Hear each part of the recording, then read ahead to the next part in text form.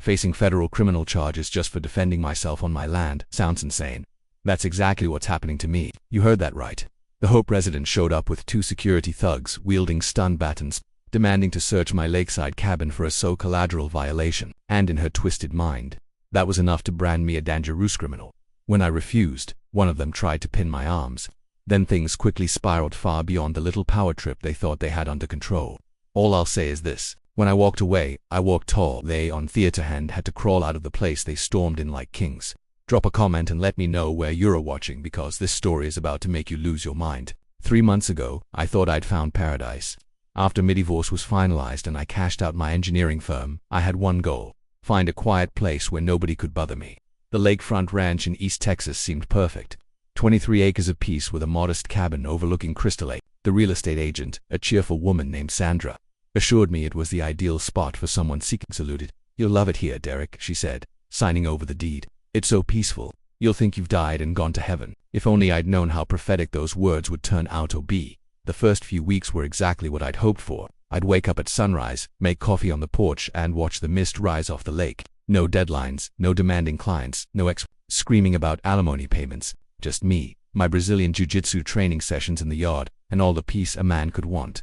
That's when I met Walter Kingston, my nearest neighbor, about half a mile down the dirt road. Walter was a 70-year-old retired court clerk who'd lived in the area for 3 decades, and he had thick kind of weathered face that told stories before he even opened his mouth. He showed up in my second week with Akasor from his wife Dorothy, and a warning I should have taken more seriously. "Son, I hate to be the bearer of bad news," Walter said, settling into my porch chair like he belonged there.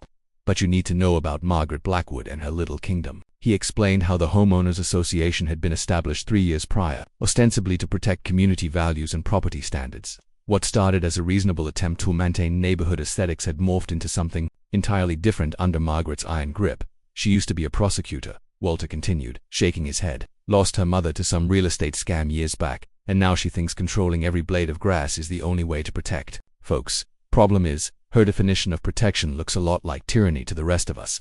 The very next morning I discovered what I was enjoying my coffee when a black SUV pulled up my driveway and out stepped a woman who looked like she could prosecute a parking ticket into a felony conviction. Margaret Blackwood was probably 50, with steel gray hair pulled back so tight it could have been used as a weapon, and she carried herself with the kind of authority that suggested she'd never been told no in her entire life. She wore a navy blazer that screamed, "I have lawyers on speed dial," and carried a clipboard thick enough to choke a horse.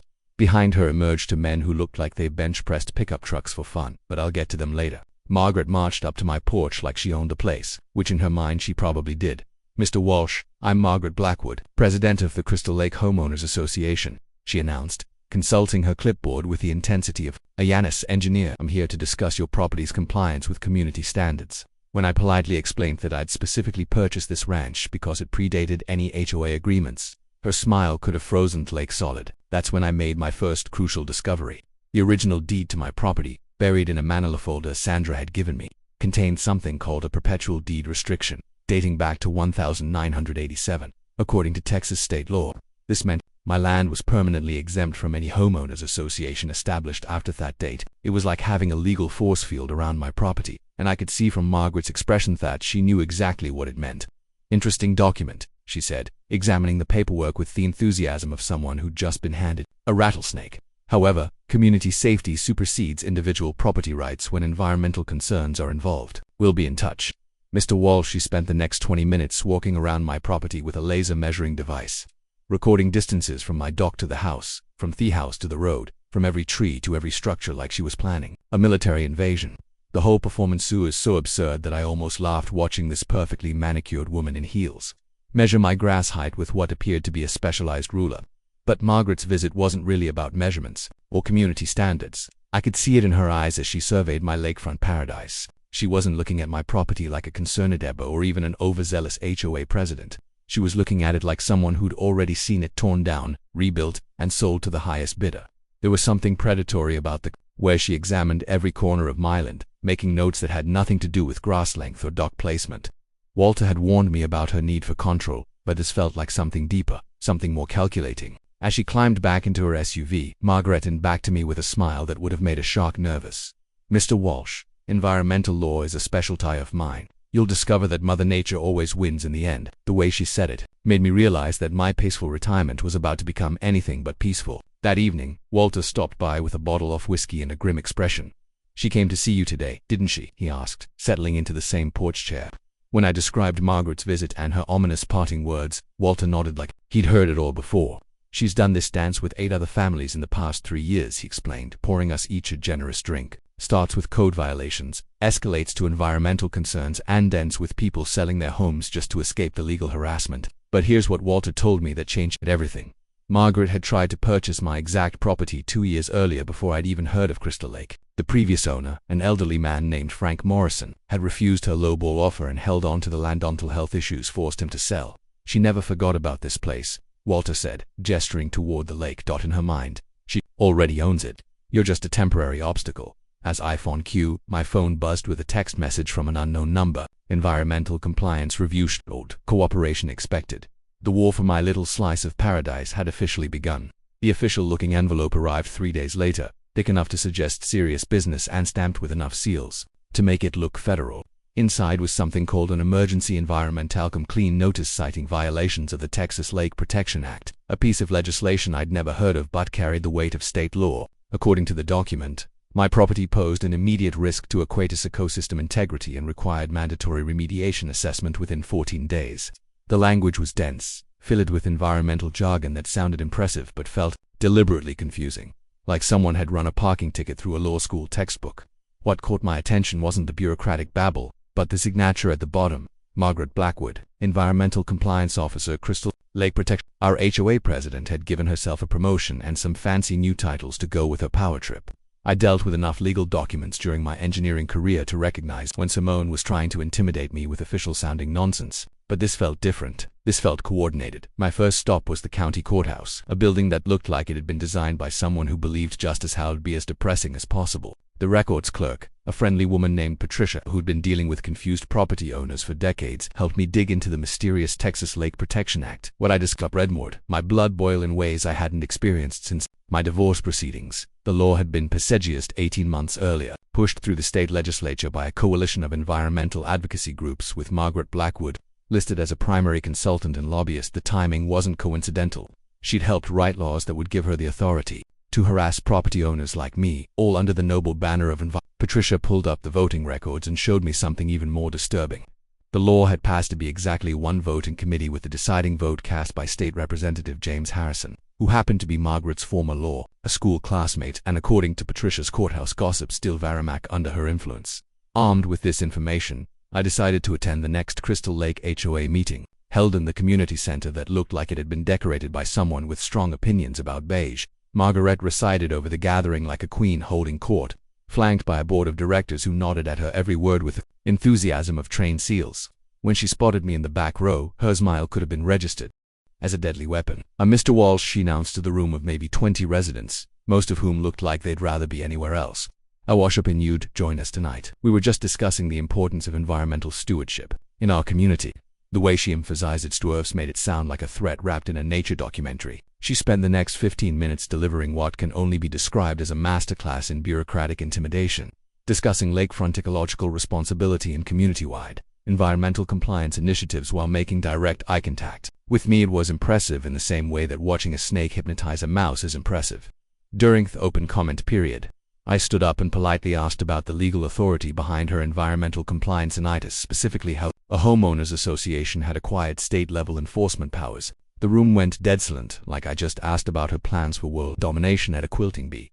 Margaret's response was a thing of beauty in its calculated vagueness. "Mr. Walsh, environmental protection is a variance responsibility," she said, consulting her ever-present clipboard. "The Community Environmental Safety Ordinance, duly passed by this board and approved by county authorities, gives USD necessary tools to address ecological threats before they become irreversible disasters." What she didn't mention was that this ordinance had been signed into law by Judge Harrison, the same man who'd helped her get the state legislation passed. I was beginning to see the full scope of Margaret's network, and it was more extensive than I'd imagined. She'd spent years building relationships with judges, legislators, and bureaucrats, creating a web of legal authority that let her operate with near impunity. After the meeting, a nervous-looking man approached me in the parking lot. He introduced himself as Tom Bradley, a local plumber who'd been living in the area for 15 years before Margaret's arrival. "You seem like you might fight back," Tom said, glancing around to make sure we weren't being overheard. "Most folks just give up and move away rather than deal with her legal warfare." Tom told me something that made my blood run cold. Margaret hadn't just been targeting individual property owners, she'd been systematically acquiring purchase option contracts for properties throughout the entire lakefront area using shell companies with names like Texas Environmental Solutions and Crystal Lake Conservation Trust. According to Tom's research, which he'd been conducting after his run-in with Margaret Senford's tactics, she already controlled options on 80% of the lakefront properties. My ranch wasn't just a personal vendetta, it was the final piece in a master plan to control the entire lake. The genius of her scheme was its legal cover. Who could argue against environmental protection? Anyone who resisted could be painted a Sumione who cared more about property rights than clean water. The full picture was starting to come together, and it was uglier than I'd imagined. Margaret wasn't just some power-hungry HOA president with control issues. She was running a sophisticated long-term operation to acquire valuable lakefront real estate using legal intimidation, bureaucratic harassment, and her network of judicial connections. The environmental protection angle was a perfect cover because it made her look like a crusader for Mother Nature while she systematically drove families from their homes. It was brilliant in a completely evil way. Tom handed me a folder containing documents he'd gathered about Margaret's various shell companies and their property acquisitions. "She's been planning this for years," Hesed started right after her mother lost their family property to some real estate developers. "I think she convinced herself that controlling everything is the only way to prevent what happened to her family." I drove home that night. My phone buzzed with another text from the same unknown number, this time with an ominous addition. "Aquatic Impact Assessment Report required. Submit within 72 hours or face immediate enforcement action. Fee $3,000. Margaret was escalating, right on schedule, and now she was demanding I pay $3,000 just to prove that swimming in my lake wasn't destroying the environment. The harassment began in earnest the very next week, and Margaret's tactics were more sophisticated than I'd given her credit for. It started with noise complaints filed at exactly 6:47 a.m. every morning precisely, 3 minutes after I started my boat engine for my daily fishing routine. According to the official reports submitted to the county, my excessive motor noise was disturbing the natural acoustic environment and violating something called the Lakefront Tranquility Preservation Code. The complaints were assigned by 3 different residents, none of whom I'd ever met, and all filed within minutes of each other, like they'd been coordinated by a military operation. Then came the chemical contamination reports. My use of biodegradable sunscreen while swimming constituted introduction of foreign chemical compounds into protected aquatic habitat. The fact that the sunscreen was specifically designed to be reef-safe and environmentally didn't matter to Margaret's environmental warriors.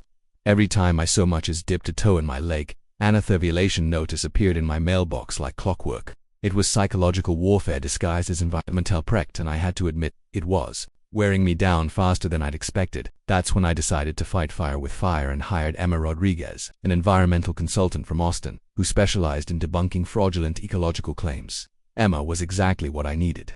A no-nonsense scientist who could cut through Margaret's bureaucratic underscore with facts and data. She showed up at my ranch with equipment that made Margaret's laser measuring device look like a toy, ready to conduct a comprehensive environmental assessment that would either prove or disprove every single one of Margaret's accusations. What Emma discovered in her 3-day study was both vindicating and infuriating.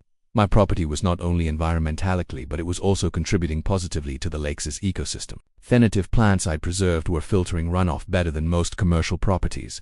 My dock was built to sustainable standards that exceeded state requirements, and my fishing and swimming activities had zero measurable impact on water quality. Emma's report was a masterpiece of scientific precision that demolished every single environmental claim Margaret had made.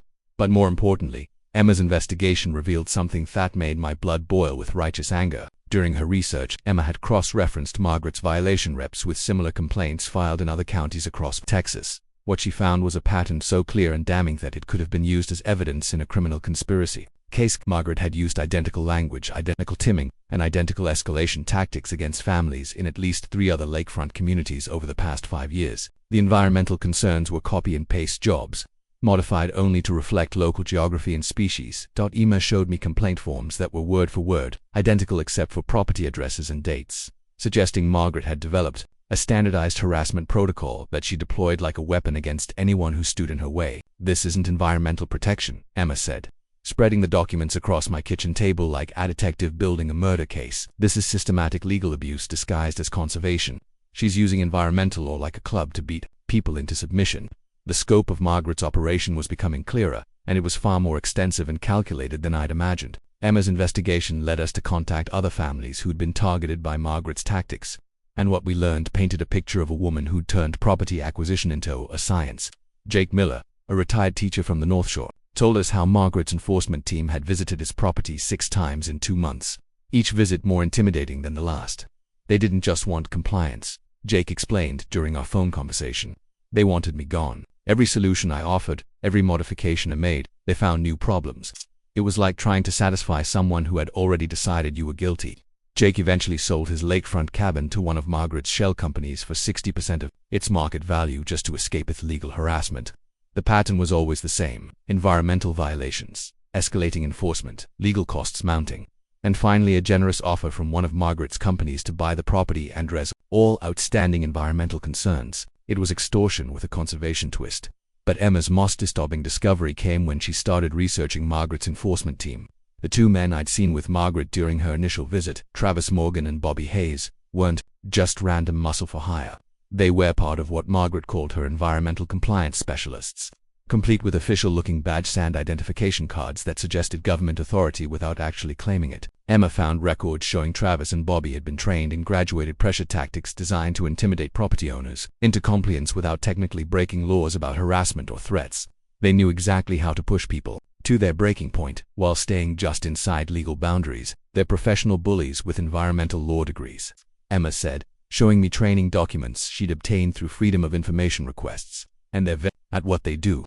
The realization that Margaret had built an entire organization dedicated to driving families from their homes was both impressive and terrifying. As if on cue with Emma's discoveries, my phone rang with what would become a daily ritual of intimidation. Margaret's voice was honey-sweet with just enough steel underneath. "Oh, let me know she meant business, Mr. Walsh. I understand you've been conducting unauthorized environmental testing on community property," she said, somehow making scientific research sound like a criminal act. "I'm afraid that violates our community research protocol, which requires all environmental studies to be conducted by certified community specialists." When I pointed out that Emma was more qualified than anyone in Margaret's organization, Margaret's laugh could have cut glass. "Qualifications are determined by community standards. Mr. Walsh, note outside agitators, you'll be receiving a citation for unauthorized The audacity was breathtaking. She was trying to make it illegal for me to prove my innocence. As I hung up the phone, I realized Margaret wasn't just fighting me for my property. She was fighting me for the very concept of truth itself. Tomorrow, her enforcement team would be visiting me, and something told me this conversation was going to be very different from their previous courtesy calls. Travis Morgan and Bobby Hayes arrived at Miranch the next morning like they were conducting a federal raid, their black pickup truck kicking up dust as they parked deliberately close to my porch. Travis was exactly what you'd expect from someone who'd been kicked out of the Marines for excessive aggression, built like a linebacker with the kind of buzz cut that screamed, "I solve reprobables with my fists." Bobby was shorter but wider with prison tattoos peeking out from under his sleeves, and the dead eyes of someone who'd spent too many years intimidating people for a living. They wore matching polo shirts with environmental compliance specialist embroidered on the chest, complete with official-looking badges that would fool anyone who didn't look too closely.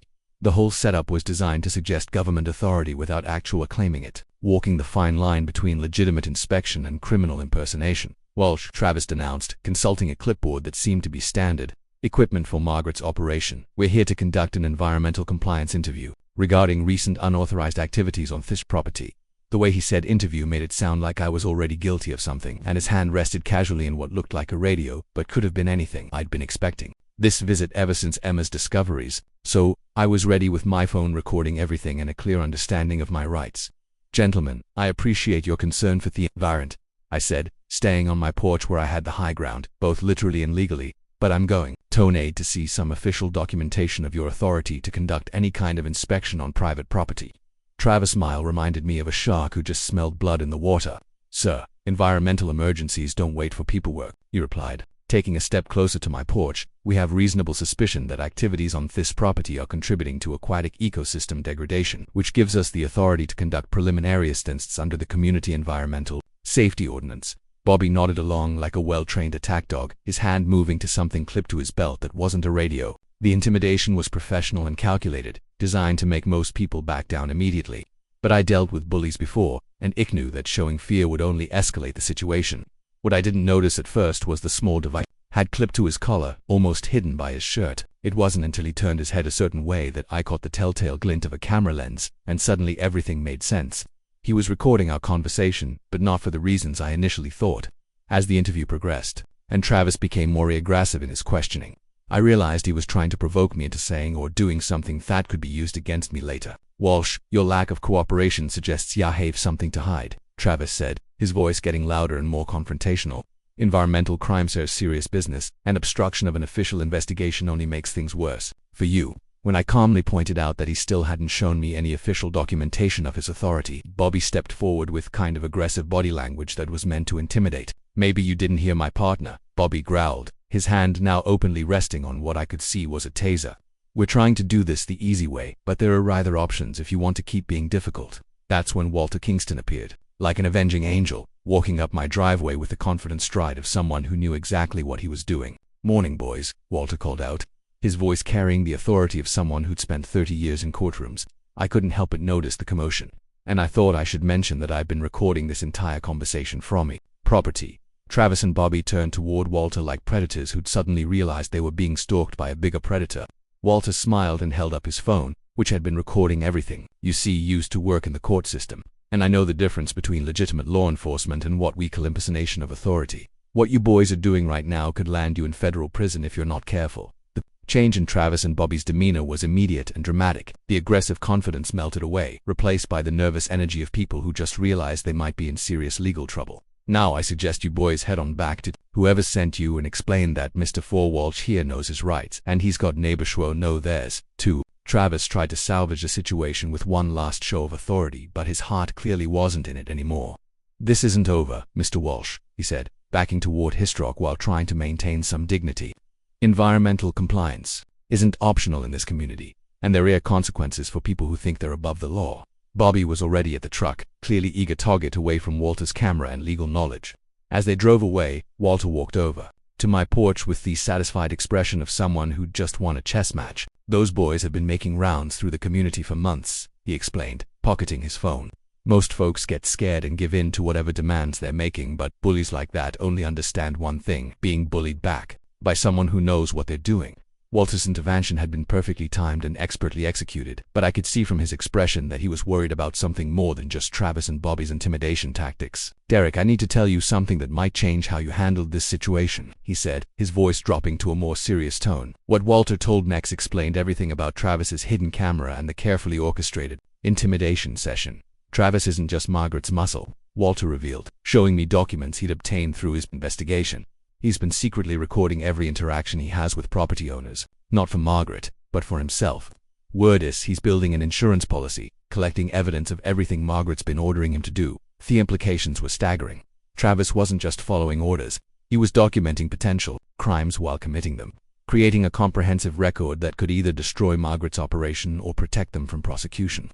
"He knows what they're doing is illegal," Walter continued, "and he's smart enough to make sure he has leverage if things go sideways." As if summoned by our conversation, my phone buzzed with a text from the now familiar unknown number. "Compliance interview concluded. Escalation protocols are now in effect. Final opportunity for voluntary cooperation expires in 48 hours. Margaret was moving to the next phase of her campaign, and something told me that Travis's hidden recordings were about to become very important to both of us. The escalation I'd been dreading arrived exactly 48 hours later, and Margaret had been saving her biggest guns for this moment. A crisp white envelope marked urgent Federal Environmental Criminal Investigation appeared in my mailbox like a legal bomb waiting to explode. Inside was a document that made all of Margaret's previous harassment look like practice rounds. Agent Timothy Thompson, Federal Bureau of Investigation, Environmental Crimes Division, was sufficiently notifying me that my property was under investigation for willful violations of the Federal Clean Water Act, potential contamination of navigable waterways, and obstruction of federal environmental enforcement actions. The language was precise, professional, and terrifying in its implications. Federal environmental crimes carried sentences of up to 10 years in federal prison. And the notice, Agent Thompson would be conducting a preliminary investigation within 72 hours. What made my blood run cold wasn't just the federal involvement, but the signature at the bottom of Margaret's detailed Environmental Impact Report that had triggered this investigation. Agent Thompson arrived the next morning in an unmarked sedan that screamed federal authority, and he looked exactly like what Central Casting would order for intimidating FBI agent. Tall, clean-shaven, with the kind of pressed suit that suggested he took his job very seriously. Thompson carried himself with the quiet confidence of someone who'd never had his authority questioned, but there was something about his demeanor that felt wrong from the moment he stepped out of his car. Most federal agents I'd encountered during my engineering career had been professional but neutral, focused on facts and evidence. Thompson seemed personally invested in the case against me, like he had a stake in the outcome that went beyond professional duty. "Mr. Walsh," he said, flashing credentials that looked impressively official, "I'm here to discuss some serious allegations regarding your property's impact on federally protected waterways. I hope you're prepared to cooperate fully with this investigation." The way he emphasized cooperate made it clear that non-cooperation wasn't an option he was prepared to accept. The preliminary investigation was a masterclass in federal intimidation, with Thompson asking questions that seemed designed more to establish guilt than determine facts.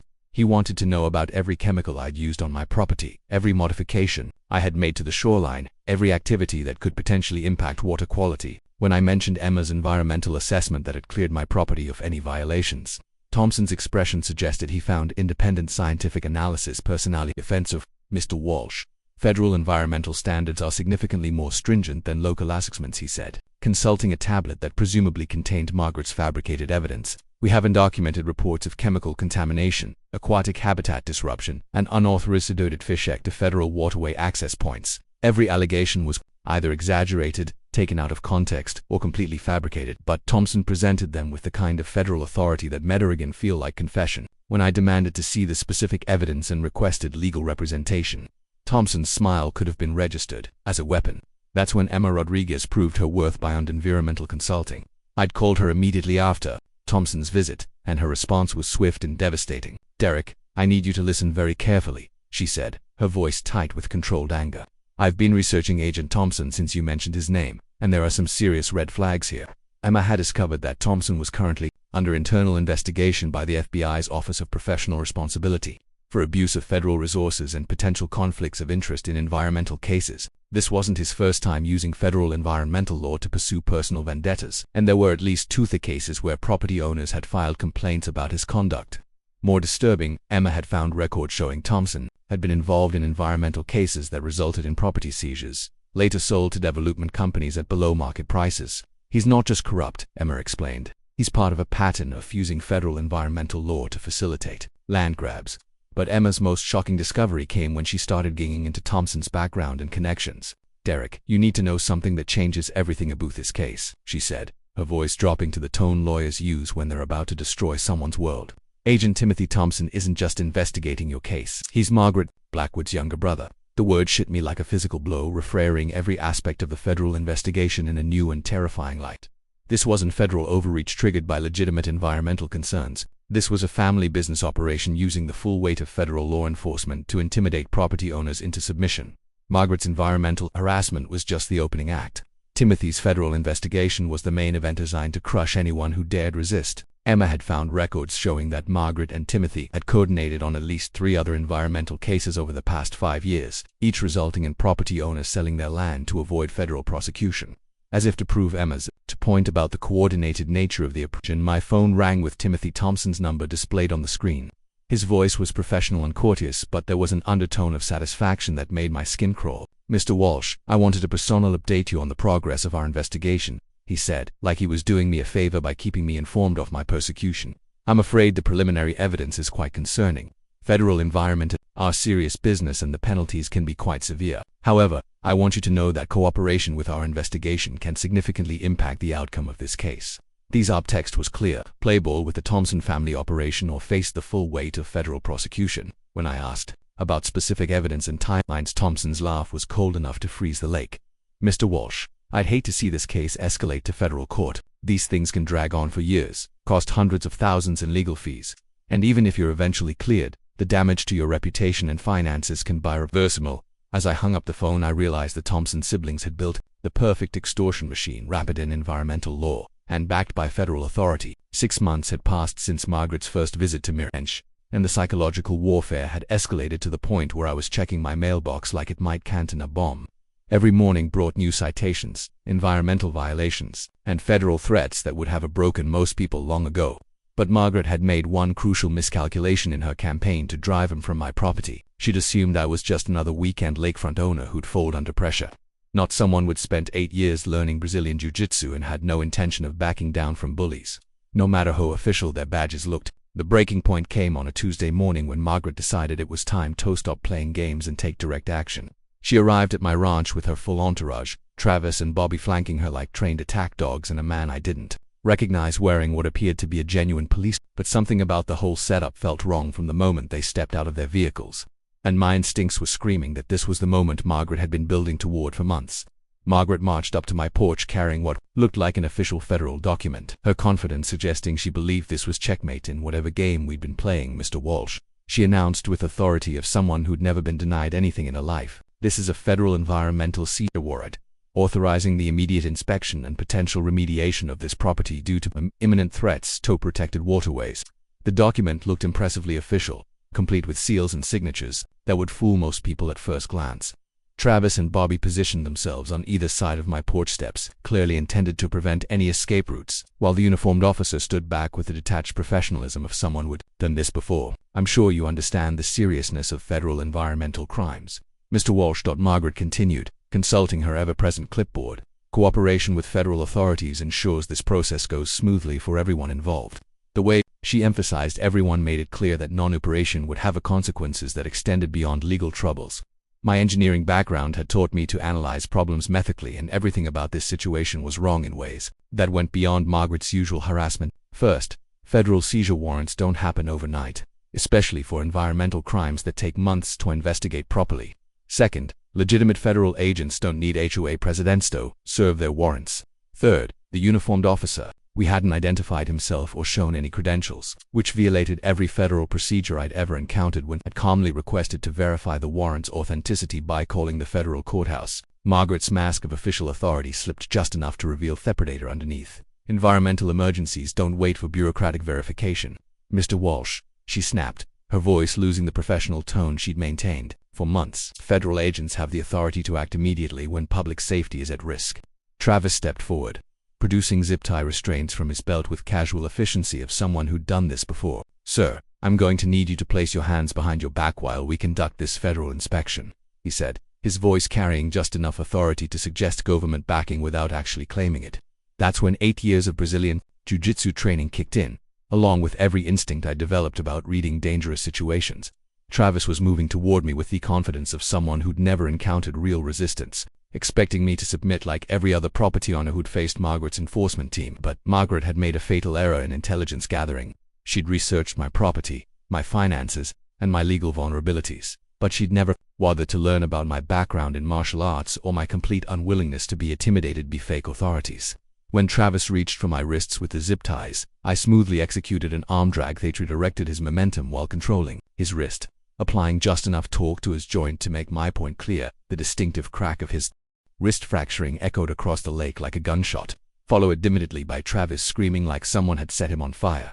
"My wrist, Jesus Christ, he broke my wrist," he howled, dropping to his knees and cradling his arm like a broken bird. Bobby's response was exactly what I'd expected from someone with his background in prison violence. He charged toward me like a linebacker going for a tackle, which was precise, lithe, wrong approach to take against someone trained in ground fighting. As Bobby lunged forward, I dropped my center of gravity and swept his legs with a classic foot sweep, sending him crashing to the wooden porch planks.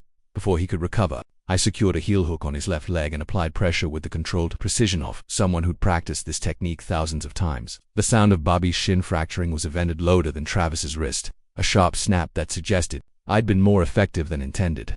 Bobby's scream was pure animal pain as he realized his leg was no longer supporting his weight. "I can't feel my leg.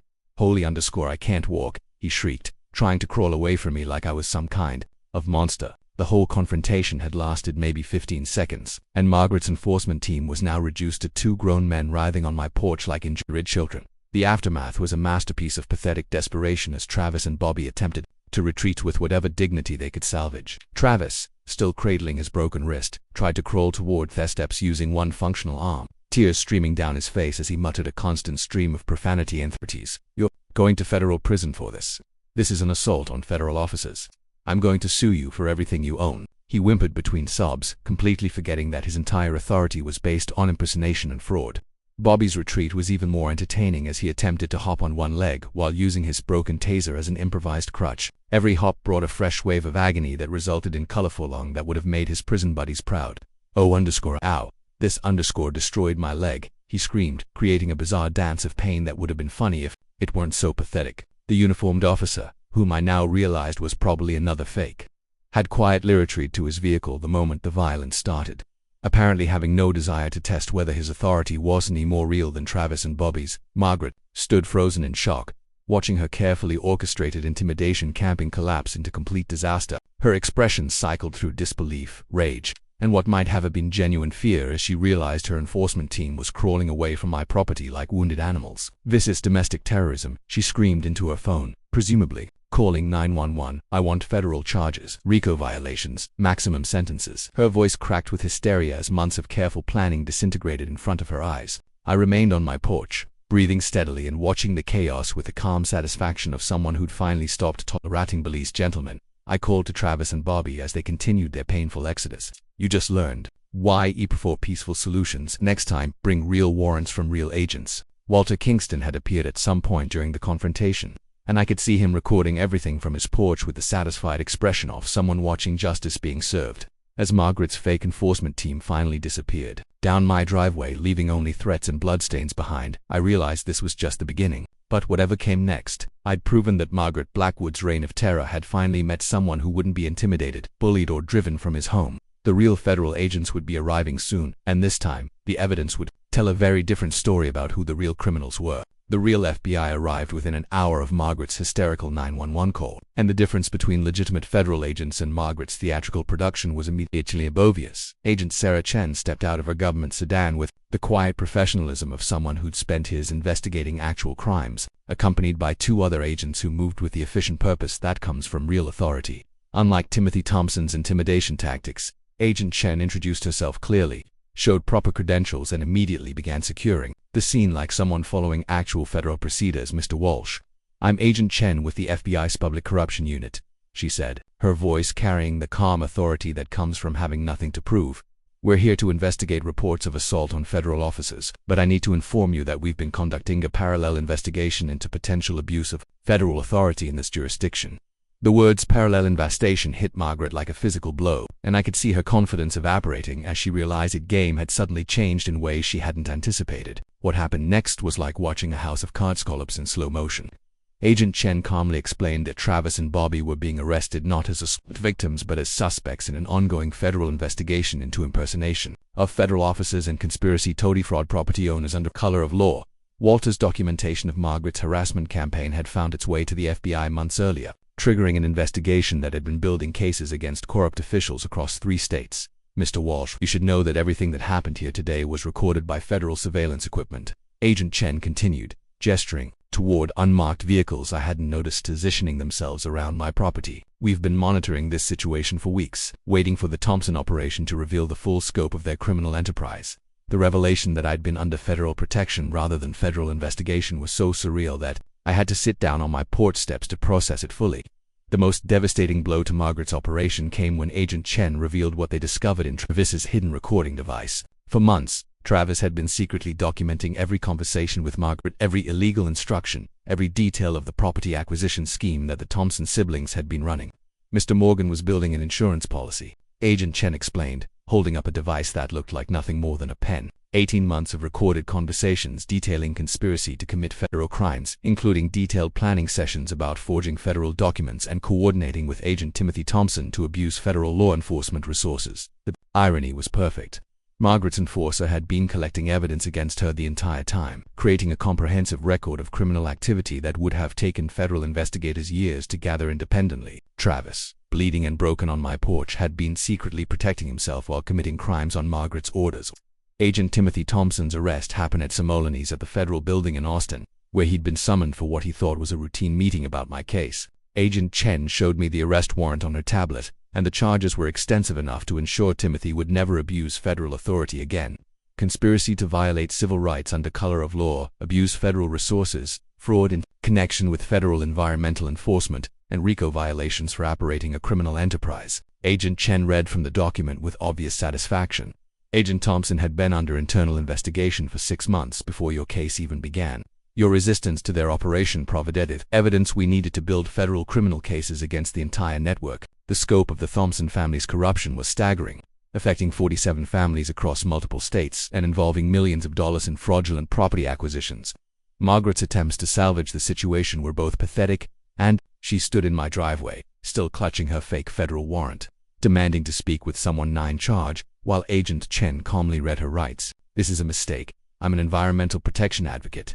These people are the real criminals," Margaret screamed, her voice breaking with the hysteria of someone watching their entire world collapse. When Agent Chen informed her that she was being charged with conspiracy, fraud, and civil rights violations, Margaret's response was to demand her rights as a former prosecutor and insist that the charges were a politically motivated persecution of environmental activists. Even while being handcuffed, Margaret maintained her delusion that she was the victim rather than the architect of an elaborate criminal conspiracy. "I want to speak to my lawyer. I want to speak to the media. This is harassment of community leaders," she shrieked as federal agents loaded her into the back of their vehicle. The final twist in Margaret's downfall came when Agent Chen revealed the results of the federal investigation into Margaret's shell companies and property acquisitions. Blackwood Environmental Solutions had been operating as a criminal enterprise for 5 years, using fraudulent and variant claims to force property sales and then flipping the acquired land to legitimate development companies at massive profits. But the most damning evidence came from financial records, showing that Margaret and Timothy had been splitting proceeds from every property acquisition, with Timothy using his federal position to provide legal cover for what was essentially an organized crime operation. "They weren't just stealing individual properties," Agent Chen explained, showing me documents that detailed the full scope of their criminal enterprise. "They were systematically targeting entire lakefront communities, using federal environmental law as a weapon to drive out existing residents and clear the way for high-end development projects." As the federal agents finished processing the crime scene and collecting evidence, I finally had a moment to process what had just happened. 6 months of psychological warfare, legal harassment, and escalating intimidation had culminated in a federal investigation that vindicated everything I'd believed about Margaret's operation. Travis and Bobby were loaded into ambulances under guard facing charges that would likely result in significant prison time. Margaret was already on her way to federal detention, where she'd have plenty of time to contemplate the irony of being prosecuted under the same environmental laws she'd been abusing. Agent Chen handed me a business card and explained that I'd likely be called as a witness in the federal trials, but assured me that the criminal charges against the Thompson network were solid enough to guarantee convictions. Walter Kingston walked over from his property with the satisfied expression of someone who just watched justice triumph over corruption. "I've been documenting Margaret's operation for 2 years," he admitted, settling into my porch chair like he belonged there. "When things started escalating with federal involvement, I contacted the FBI through an old friend from my court clerk days. They'd already been investigating simul schemes in other states and were very interested in what was happening here." Walter's foresight and connections had been crucial in building the federal case that brought down the Thompson operation. As we sat on my porch watching the last of the federal vehicles disappear down my driveway, Walter poured 2 glasses of whiskey and dressed his in a toast. "To standing up to bullies," he said with a grin, "and to the fact that sometimes the good guys win." 6 months later, I'm still living peacefully on my lakefront ranch, and Margaret Blackwood is serving a 10-year federal sentence for conspiracy and civil rights violations. The Crystal Lake Homeowners Association was dissolved by court order, its assets used to compensate the families Margaret had driven from their homes. Travis and Bobby received shorter sentences in exchange for their cooperation with federal prosecutors, though Travis's hidden recordings had made their testimony somewhat redundant. Agent Timothy Thompson received the longest sentence of all, 15 years for abuse of federal authority and corruption. My little slice of paradise is exactly what I'd hoped it would be when I first moved here. Peaceful, quiet, and completely free from harassment. Sometimes protecting your home means standing up to an entire system of corruption. But when justice finally arrives, it's worth every moment of the fight. If you've ever felt powerless against bullies in positions of authority, whether it's an overzealous HOA, corrupt officials, or anyone abusing their power to intimidate you, this story proves that standing your ground can lead to real justice. You don't have to be a victim when you know your rights and refuse to back down. If you like this story, don't forget to like and subscribe Alex Stories.